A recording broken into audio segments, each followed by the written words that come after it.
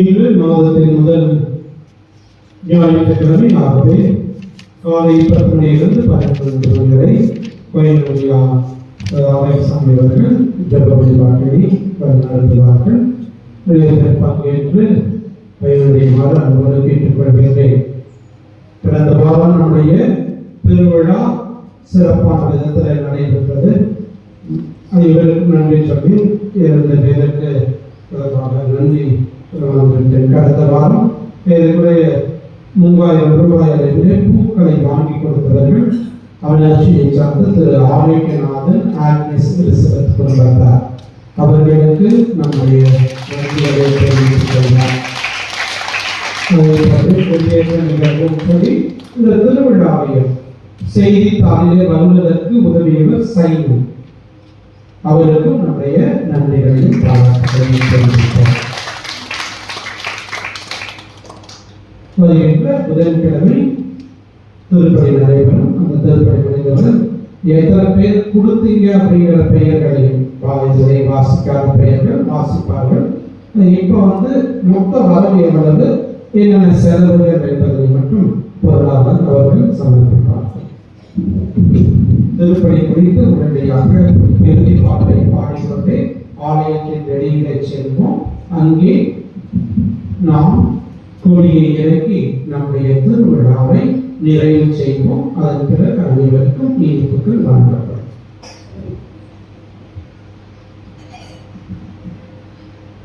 மொத்த வசூல் பார்த்தீங்கன்னா 1,44,200 ரூபாய்.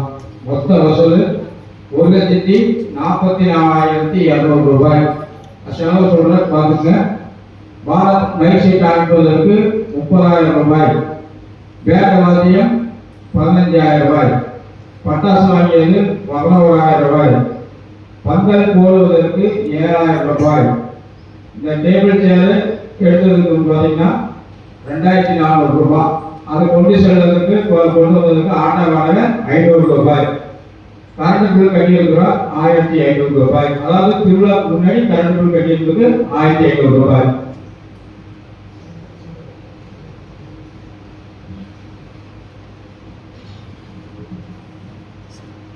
டீசல் வாங்குறது சாரக்கயிறு 3,800 ரூபாய். கோலப்பொடி, கோயில், கலப்பொடி, நைசல் இது வாங்குறது 232 ரூபாய். கீழத்துக்கு முன்னாடி அந்த பூக்கள் வைக்கிற பாக்ஸ் வாங்கியிருந்தோம். 6 பாக்ஸுக்கு 660 ரூபாய். டெக்கரேஷன் பொருள், அதாவது கோயிலுக்குள்ள கோயிலுக்கு வெளியே இந்த அலங்கார கோயில் கட்டுறதுக்கு 885 ரூபாய். தர்மாக்குளம் 4, குண்டூசி பாக்கெட் 2 இது வாங்குறது 280 ரூபாய். டீசல் 10,000 வாங்கி ஒரு 10 லிட்டர் வாங்கி வந்தோம், அதுக்கு 1000 ரூபாய்.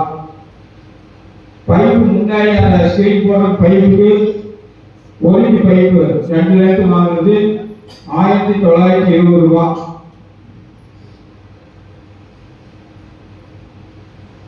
அப்புறம் ஒயிட் சுண்டாக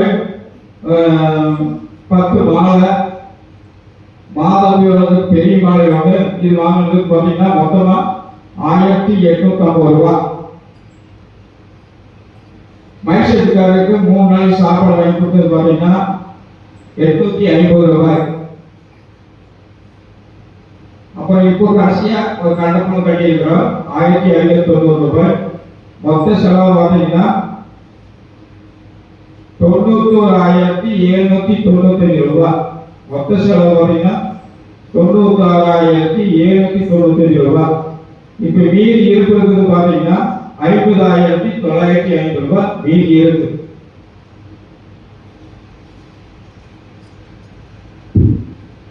மாணவர்களே, இப்ப மீதி இருப்பு 50,950 சொல்லியிருக்காங்க. அந்த ரெண்டு காரணத்தினோட மட்டும் நான் கொடுத்துருவேன். ஆக ஒரு 3000 பக்கம் செய்யணும்னு நினைக்கிறேன். ஆகவே அதை வைத்து என்னது அப்புறம் அன்பிய பொறுப்பாளர்கள் 1000 ரூபாய் கொடுக்குறதுன்னு சொல்லியிருக்கிறீங்க. 1000 ரூபாய் அதுக்கு மேலேயோ இன்னும் மற்றவர்களும் கொடுத்தா அப்புறம் நம்ம பிளான் பண்ணி அது இதை கிறிஸ்துமஸ்க்கு முன்னாடி போட்டோம்னா நமக்கு இன்னும் 8000 ரூபாய், அதில் 7000 ரூபாய் பந்தல் போடுறதுக்கு அந்த செலவு குறையும். அது மாத்திரம் தொடர்ந்து குறைஞ்சிக்கிட்டே இருக்கும். ஆகவே அதுக்கு திட்டமிடுவோம். வரக்கூடிய புதன்கிழமை அன்று திருப்படை முடிந்த பிற்பாடு நாம் கூட்டம் போட்டு வேற ஏதாவது பண்ணோம்னா அதே போல இன்னும் கொடுக்காதவர்கள் இருக்காங்க தெரியல. அது பிற்பாடு புதன்கிழமை அன்னைக்கு அந்த எத்தனை பேர் எவ்வளோ அமௌண்ட் கொடுத்தாங்க, இதுவரைக்கும் ஏற்கனவே ஒரு பகுதி படிச்சிருக்காங்க. அதுக்கப்புறம் இன்னும் கொடுத்தவர்கள் அவர்களுடைய பெயர்கள் வாசிக்கப்படும். ஏதாவது விட்டு போயிருந்தாலும் நீங்கள் சொல்லணும், அதை சேர்த்து பண்ணப்படும். அவருடைய இந்த இதில் நீங்கள் இனிமே நல்ல முறையில் இந்த திருவிழாவை நாம் சிறப்பாக அன்னையின் மகிமை விளங்க கொண்டாடி இருக்கின்றோம். ஆகவே அதற்காக ஊர் பெரியவர்கள், அன்பிய பொறுப்பாளர்கள், இளைஞர்கள், பெற்றோர்கள், சிறுவர் சிறுமிகள் எல்லோருமே இதுக்கு பல்வேறு விதத்தில் சிறப்பித்திருக்கின்றீர்கள். ஆகவே உங்கள் எல்லோருக்குமே பாராட்டுங்கள்.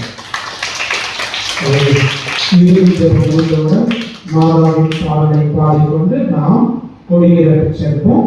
கொடியிறக்கம் முடிந்த உடனடியாக அப்புறம் வழங்கப்படும் மலைக்கல்வி குழந்தைகள் இளைஞர்களுக்கான வகுப்புகள் நடைபெறும்.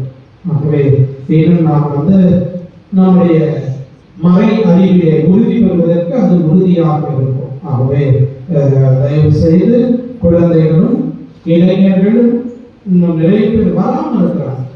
என்னுடைய 88 குடும்பத்துக்கு மேல இருக்குது.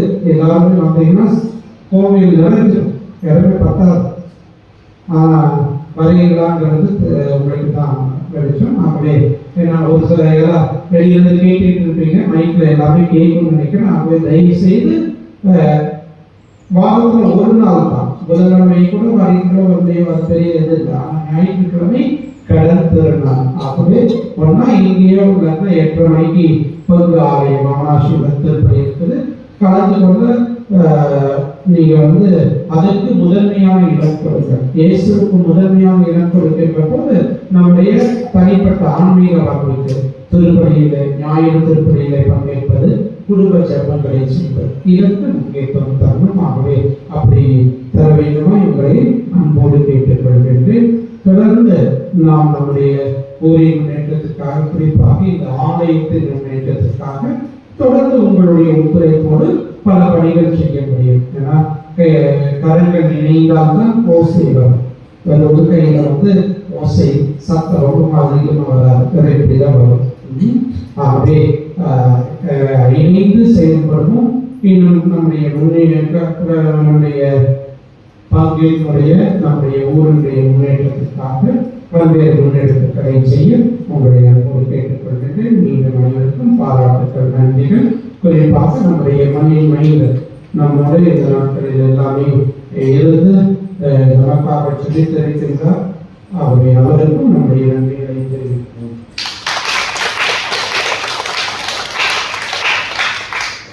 இறுதி ஜெப ஆசிரியருக்கு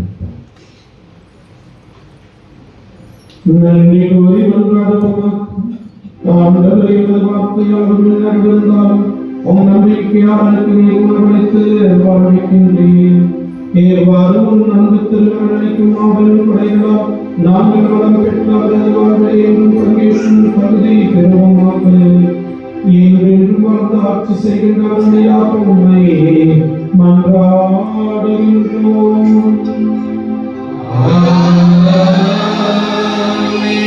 ஆண்டவர்களோடு இருப்பாராக.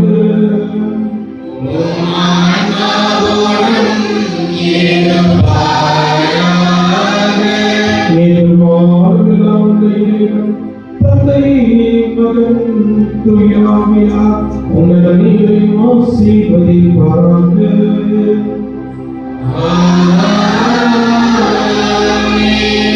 இயேசுவுக்கு முதன்மையான இடம் கொடுத்து இயேசுவின் அன்புச்சீரர்களாக வாழ சிறு வாழுங்கள் வாழ்க்கைகளை தொடரட்டும். இறைவனுக்கு நன்றி.